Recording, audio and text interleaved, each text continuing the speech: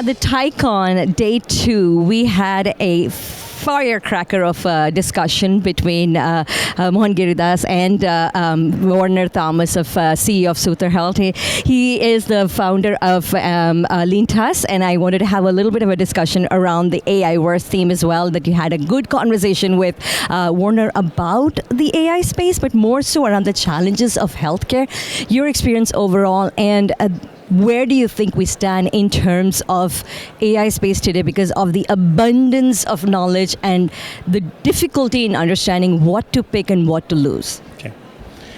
When I think about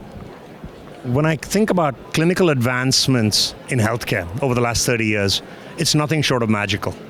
Genomics, precision medicine, robotic surgery, proton beam therapy, this is the stuff of science fiction. But if we look operationally, nothing is really advanced.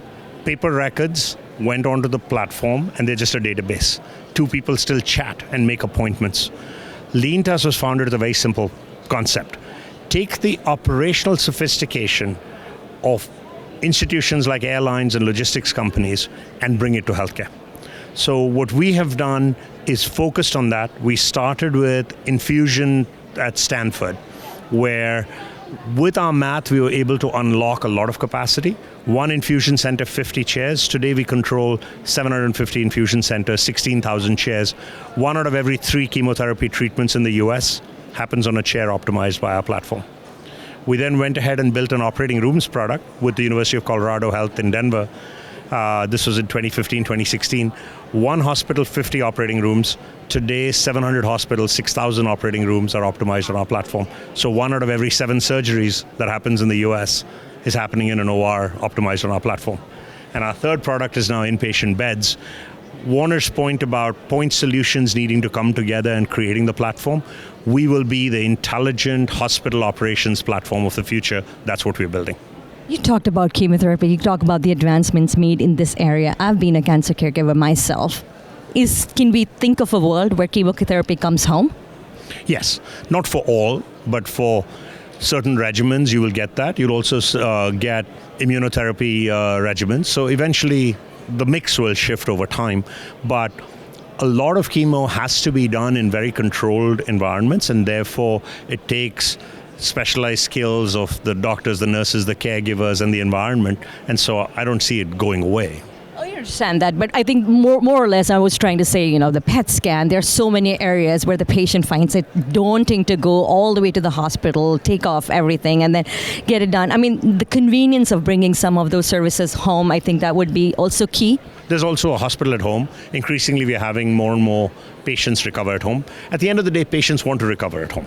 So the moves in that direction are productive in general anyway. Love that. You talked about the massive improvement to the operational efficiencies that your company is making. Now that does mean that a lot of connected care might actually work in future, in which the patients don't really need to come, and an email perhaps and a virtual consult is going to be the future, versus the whole thought process of reducing the difference between urgent care versus emergency. Not everything that is important is urgent, and likewise. So that distinction can help? That commingles a couple of issues. Part of the emergency department care is actually not a care issue, it's a policy issue. It's people who don't have health insurance are using the emergency department as their primary care. So some of it is policy. So if you set aside the policy aspects of it, the right venue of care will evolve over time with technology, with the ability to do more things remotely. But at the end of the day, care is still an intensely personal thing. It's intensely a size of one. One physician, one provider, one encounter is all unique. So it doesn't automatically imply we'll get to a world where everything is remote. Fair enough. And your thoughts around the TiEcon's evolution overall. We got Jensen Huang last time, we got Satya Nadella this time, and we've got all these amazing leaders, including yourself. Your experience around TiEcon and its impact in changing the world. I don't know that I have the vantage point to say that, but I was involved in TiE when it opened an Atlanta chapter. This was back in 94, 95, so it's 30 years ago.